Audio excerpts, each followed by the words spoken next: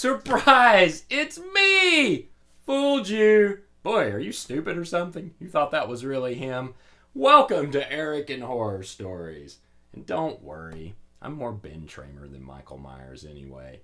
But this week, on Tales from the Haunted House, I'll tell you all about when I used to be Michael Myers. And I was him like a lot.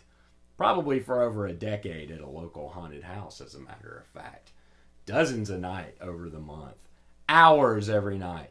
I was Mr. Myers, the Shape. Silent, stalking, menacing, sweating his ass off in the coveralls and mask.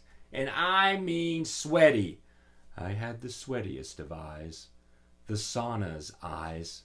Just flat out nasty. Sometimes I'd be sneaking around, going around a corner or something, have to duck under something to scare some unsuspecting visitor, and sweat would just pour out of my eye holes. Ugh! I said eye holes. Eye holes. Big distinction there. So yeah, that's disgusting, but it's not blood tears or anything.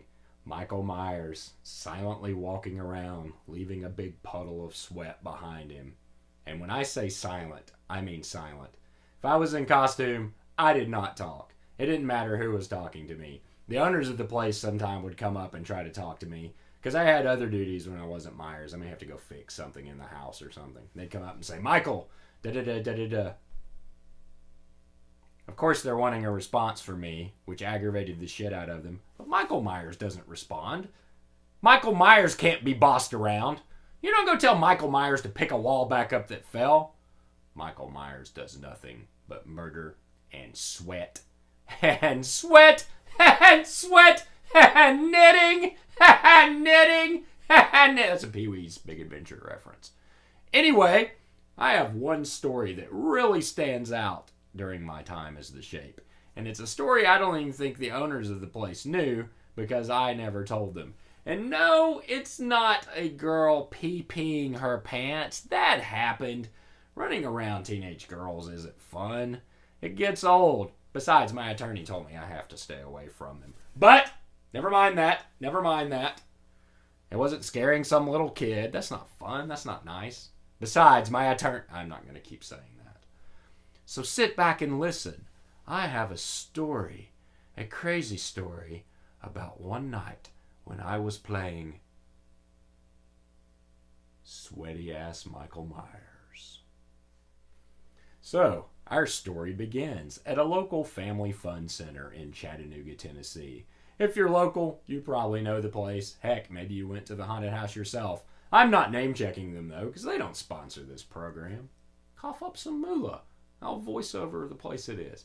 Anyway, we were set up in the parking lot. It was a pretty big space. I, as Michael Myers, had a unique role in the haunted house in that I did not have to stay in one spot. I could roam all around the place, wherever I wanted to. If I wanted to scare people out in the parking lot, I could. I usually scared the people in line. Sometimes I would even go through and just randomly scare people in there. Over time, though, they kept reining me in a little more and a little more, because they're like, you're scaring off people before they even buy tickets, which... Michael Myers doesn't care if you buy a ticket or not, but the owners care, and they say you don't get to do it anymore if you keep scaring people off. But this story is from before that happened. There's a big building at the Family Fun Center off to the side of where the tent was, the building where, the arcade and the laser tag and all that is. And sometimes I would walk around the side of the building where the miniature golf course is, where I really shouldn't have been, just to see who's over there and see if I can make somebody squeal and run just a little bit. I wouldn't really go out there. One evening... It's kind of boring. It was a little slow, I guess. I go walk around the corner of the building, and there's some guy standing there. And he's very startled when I walk around the corner. This is a grown-ass man. And he starts kind of dancing around, almost like he's boxing. And I'm just like, Michael Myers doesn't speak. Michael Myers isn't scared of some wackadoo. So I start walking towards him. He seems to freak out a little more. There's a garbage can right there. He picks up the garbage can lid and is holding it like Captain America's shield. Captain America's shield or something. And now I'm really like, are we doing some kind of Shakespeare in the Park or something? This is all very strange. But I still keep advancing on him, slowly. Probably did the head tilt. Probably had a bucket of water pour out my eyes, which is frightening for everyone. So now the guy gets kind of aggressive, and he actually flings the garbage can lid at me like Captain America would, and great shot, bounces right off my face. And so it kind of recoils my head back, and I'm busy thinking, what the fuck? And around that time, the guy just charges at me. Full bore, hits me like football tackle style around the midsection. Now, I should stop the story right here just to say, I carried a real knife when I was Michael. Not quite as big as this one, but a pretty big kitchen knife. Is that a smart thing? I don't know. But I was very good at keeping it close to my body. Never came close to hurting anybody ever with that knife the entire time I did it. And the thing is, plastic doesn't scare people. This scares people because you have to be crazy walking around with this around a bunch of people in a haunted house, and I'm crazy! Anyway, back to the story. The guy hit me really hard. He hit me so hard he spun me all the way around, and he was kind of hanging on to me. So the way we flipped around, we both went down, but he landed on the ground first, back first, and I landed right on top of him. And I'm just looking down at him, and he basically just goes white and goes limp. I just look down at him, and I raise the knife up, and I can see the look in his eyes that I have died. I have died here on the miniature golf course of the Family Fun Center. I guess he really was terrified, and I just took the opportunity to knock a little more fear in him. Then I realized I better get up, so I just kind of stood up, looked down at him, not moving. Then I kind of quietly walked around the building. And that was that. I probably should have said something about it. I'm sure somebody saw it happen.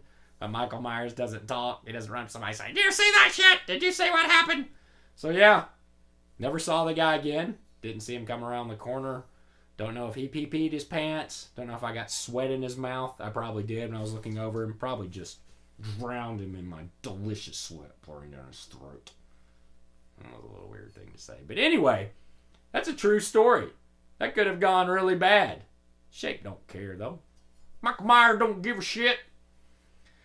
And that's my tale from the haunted house. A little bit shorter episode this week, but I want to do new fun things each week, and that was on my mind.